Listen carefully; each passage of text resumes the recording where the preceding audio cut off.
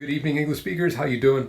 In this video, we're going to look at what I like to call sentence-in-sentence type sentences or structures. So this video is the third video in our series on tag questions, but what we're going to talk about today is not exactly tag questions. You might be wondering, David, why have you included this video as part of a series on tag questions then?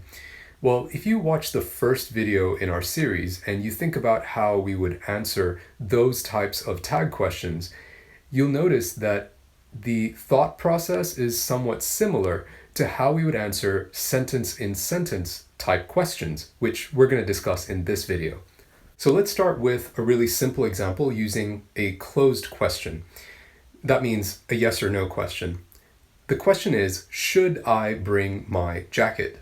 Okay, that's the question. If we were to answer that question with a yes, in a full sentence, we'd say, yes, I should bring my jacket, right? If I was answering it myself, yes, I should bring my jacket, all right? Keep that in mind. When I ask that question, what do I want to know, right? Now to answer this question, we would say, I want to know if I should bring my jacket, all right?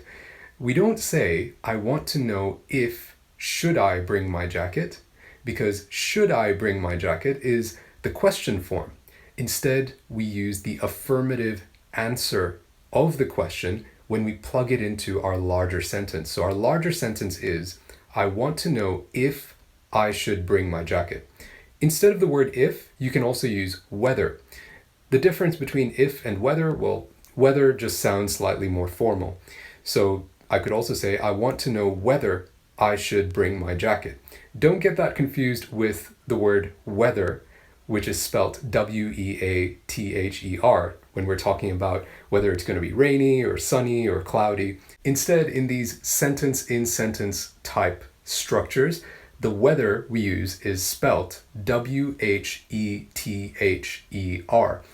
That is the alternative that we use to if in these types of sentence structures. So why do we need to know these types of sentence structures? It's because they're especially useful for asking questions indirectly. And the reason why we would do that is to sound more polite. Consider this example. If you're a tourist and you want to ask if you're allowed to use your cameras in a particular tourist spot, instead of just saying, excuse me, can I use my camera? Or can I take pictures here?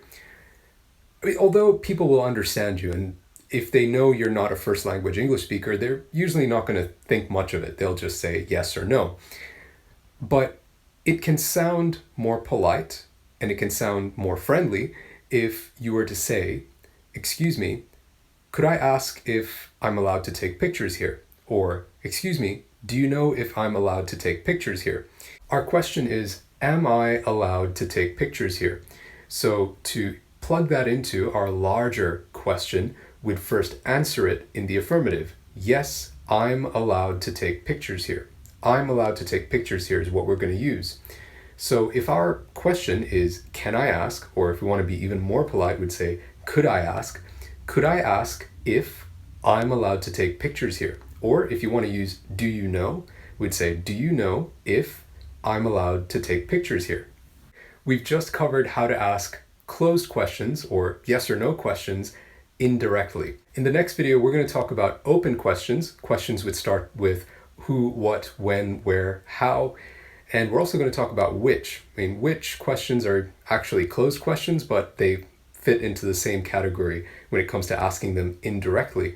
So we're going to talk about that. And in the video after that, we're going to talk about how to answer these questions. So make sure you turn on notifications on my page so you don't miss out on those videos when they're posted. All right, I'll talk to you soon. Have a wonderful week.